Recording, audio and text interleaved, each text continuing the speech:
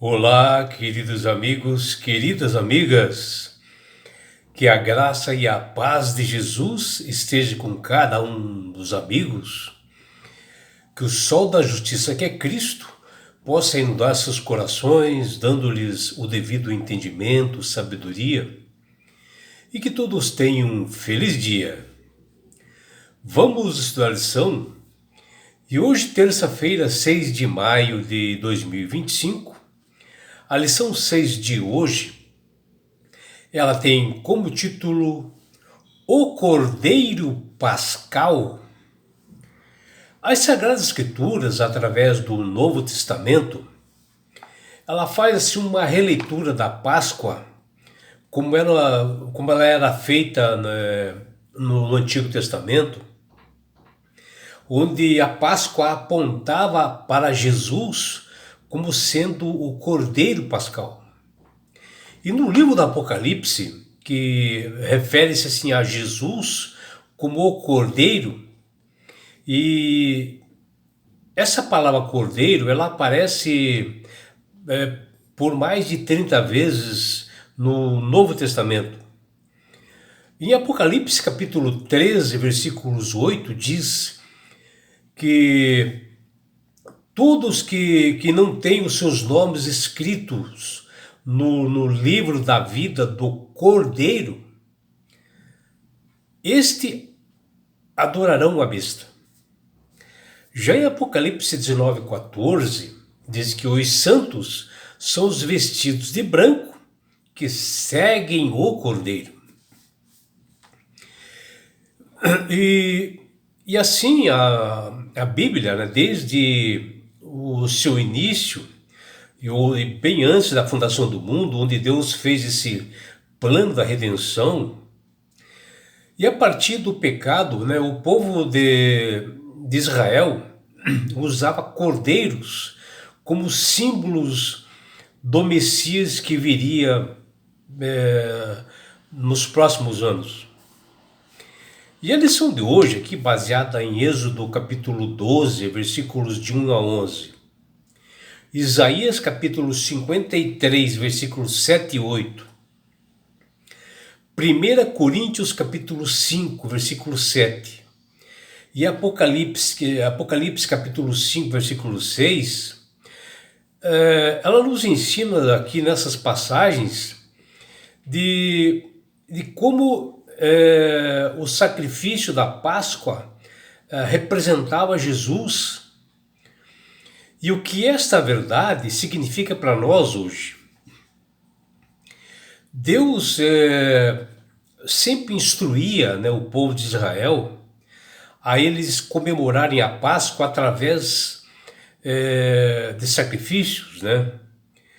E isso acontecia pela liderança de Moisés no 10º dia do mês de Abibe, ou seja, entre março e abril, onde todo homem israelita deveria separar um cordeiro para sua família, que está lá em Êxodo 12:3, que esse cordeiro era para ser sacrificado, um simbolismo de que viria o verdadeiro Cordeiro de Deus que tira os pecados do mundo, que é Jesus, que ele morreria pela humanidade. E assim o Cordeiro Pascual, que posterior veio realmente cumprindo isto, ele foi crucificado, foi humilhado e morto pelas nossas transgressões, pelos nossos pecados, e a sua morte é o único meio de salvação, que fala lá em 1 Coríntios 5:7, e que João, na sua visão, ele vê no trono do tabernáculo celestial, ele vê esse cordeiro que era Jesus. E assim, meus amigos, minhas amigas, a Páscoa ela foi instituída para marcar o começo da saída do povo de Israel lá da escravidão do Egito. E ela passou assim a ser comemorada sempre para festejar essa data. E assim também na comunhão com Cristo, nós encontramos uma saída que nos liberta da nossa velha vida, da escravidão do pecado, onde através de Cristo nós conseguimos uma libertação, que é esse Cordeiro Pascual, que é Cristo, que morreu por todos nós. E a Páscoa representava uma verdade assim, dolorosa, né? Porque o livramento da escravidão do pecado, ela custou um preço altíssimo, né? Custou a morte do Filho unigênito de Deus, Jesus. Custou um alto preço. E ao mesmo tempo, isto corporativava a paz, a esperança, pois a liberdade do pecado trairia uma nova vida para as pessoas, um novo status após a morte de Jesus, pois todos se tornariam filhos de Deus. No livro de Apocalipse, Jesus é chamado como Cordeiro em várias passagens e capítulos, com um destaque está lá em Apocalipse 5, versículos 6 a 12. Ele é descrito na visão do apóstolo João como um cordeiro imolado que está no centro do seu trono, no tabernáculo celestial, e que ele recebe este livrinho selado para quebrar os selos e abrir. E assim ele é o mediador, né, entre Deus e a humanidade.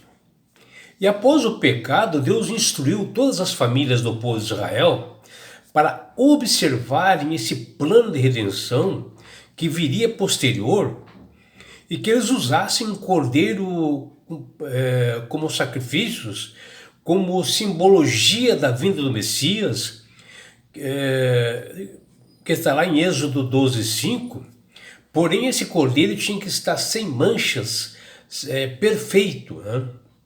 Onde o chefe da família deveria abater o cordeiro durante o crepúsculo, cuidando esse chefe de família para que nenhum dos ossos fosse quebrado desse cordeiro.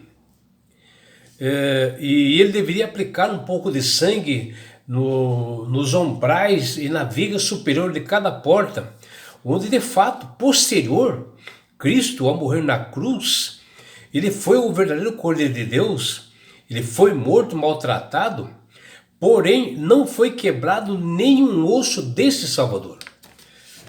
E assim aconteceu essa profecia.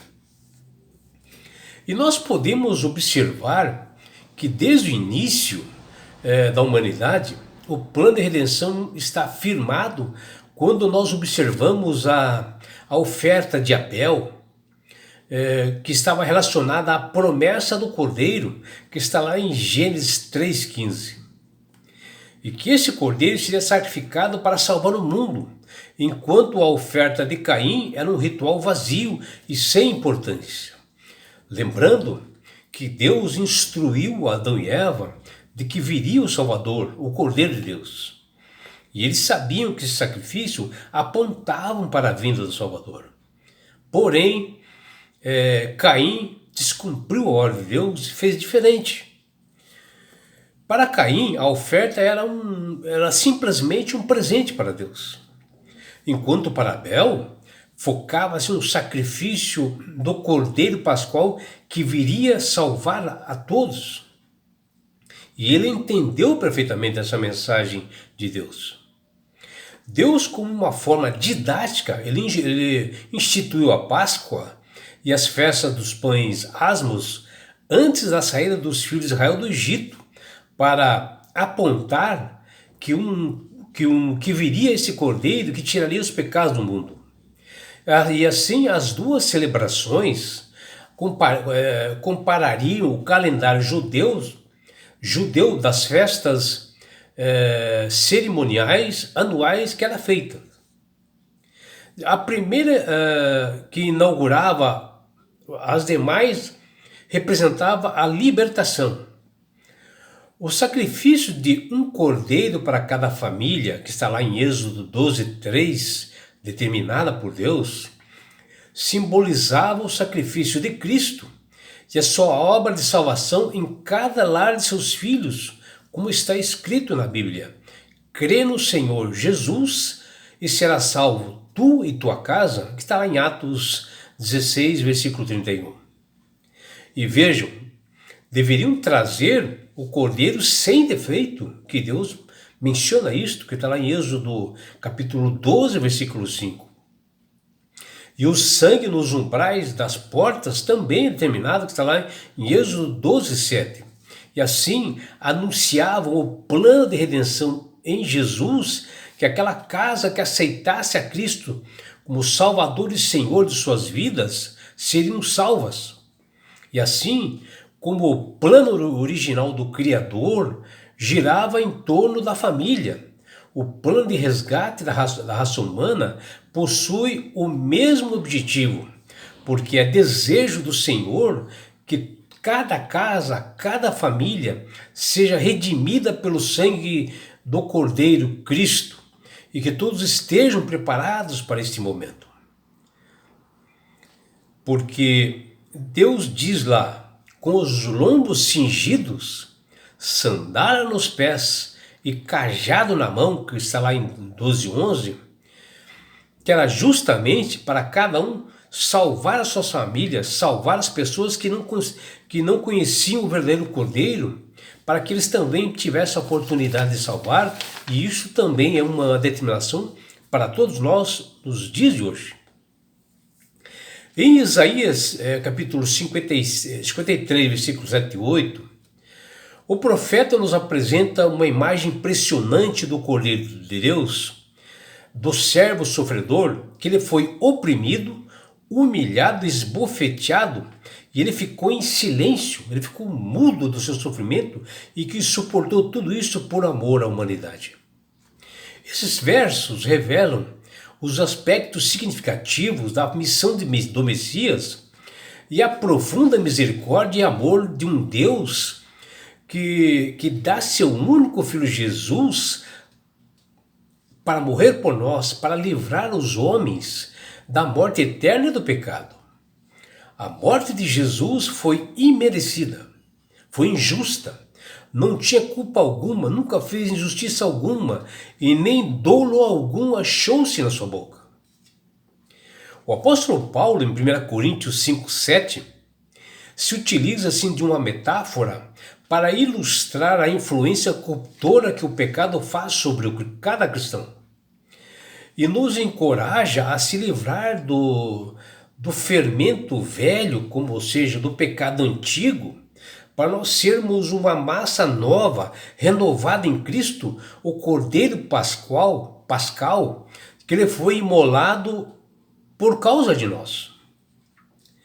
João Evangelista, em sua visão ali na ilha de Patmos, ele vê o momento do trono celestial, que ele enxerga lá simplesmente Jesus, Cristo assim em pé, e ali está dito um cordeiro como tendo sido morto, que está lá em Apocalipse 5:6. Jesus sacrificado e moído pelos nossos pecados.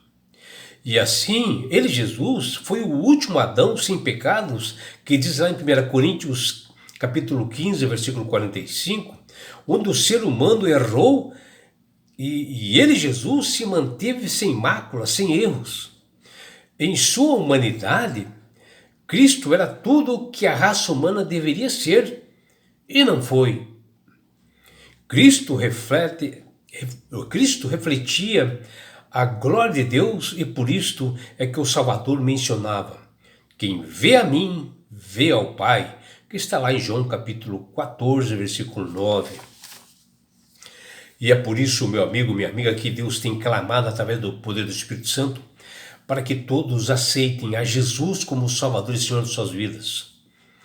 Porque Jesus diz para todos nós: eu sou o caminho, a verdade e a vida, ninguém vai ao Pai senão por mim. Ou seja, Jesus mencionando para todos nós que ele é o único mediador entre os homens e Deus. Não existe qualquer homem que possa fazer isto. Não existe santo, não existe pontífice, não existe ninguém que possa ser o mediador entre os homens e Deus.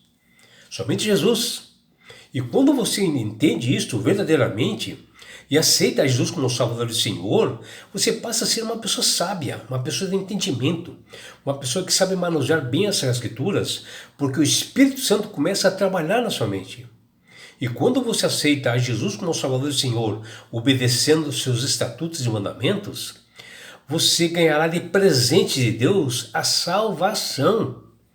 E com isto, na grande volta de Jesus a este mundo, ele levará você, seus filhos, sua família e todos nós para as mansões celestiais.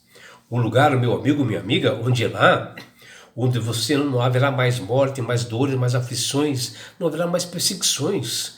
Você estará no céu, um lugar de paz. Você participará da grande boda do Cordeiro, do casamento, uma união entre o noivo, Jesus, e a noiva, a igreja, que somos nós. Estaremos numa grande festa. E além do mais, meu amigo, minha amiga, você terá uma grande oportunidade de você estar assim, ó, face a face com Jesus. Já imaginou? E sabe por que Deus quer fazer isto com você, minha amiga? Com você, meu amigo? Porque Jesus te ama. Abraços do seu amigo João Carlos Amorim.